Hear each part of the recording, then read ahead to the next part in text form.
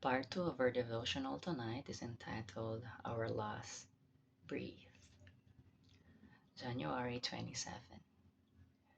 Memory texts Psalm 90:12.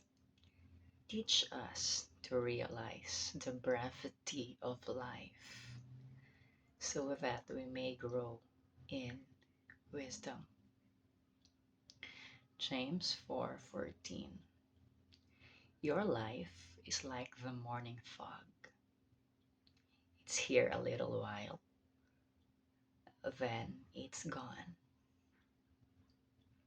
Ecclesiastes 7:2. Better to spend your times at funerals than at parties.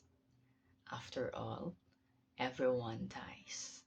So the living should take this to the heart. Let us read. Have you ever thought about the question, what would you do if you found out you only had a few months to live?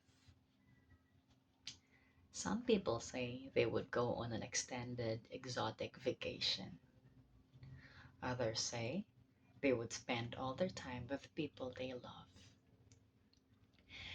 Many people are forced to face that question when they receive a diagnosis for a fatal illness. But the Bible says that asking ourselves that question, thinking about the reality of the shortness of life, is a wise way to live all the time. Understanding death is a healthy part of life. When we are healthy and everyone we love is healthy, it is easy to avoid thinking about death. But when someone we know gets very sick, or when someone we love dies, we are forced to face the reality that our bodies will die at some point too. While we tend to expect to live 80 or 90 years, there are no guarantees of how long we're given on this earth. Thinking occasionally about dying is not a morbid, depressing thing. It can actually be a life giving exercise. It forces us to remember what Christ has done for us on the cross, and it builds our confidence in his victory over eternal death. We exercise our faith muscles when we seriously consider our own deaths someday, and by faith choose to believe that death will not be the end for us. Because of our connectedness with Jesus, we will take our last breath here and our next breath in his presence, where we will never have to face death again. Discussion starters. What things come to mind when you think about death?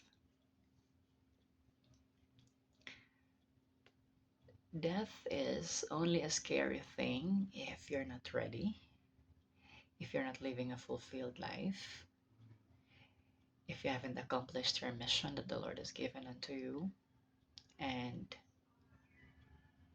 if you haven't done all the responsibilities that you should do in this life. I think that's the only ways that death could be scary. But if you have done everything you could that the Lord has told you to do, then I guess death is going to be one of the most peaceful things in this life. What fears do you have when you think about the end of your life? As for me, why why would I fear death at the moment? It is because I still have a lot of things to do. I still need to do a lot of things for myself, for my family, and to the people, the mission that God has given unto me. What hope would you offer to someone who is ill and facing death? That Jesus is real, that Jesus can heal if it is part of his plan and purpose for your life. And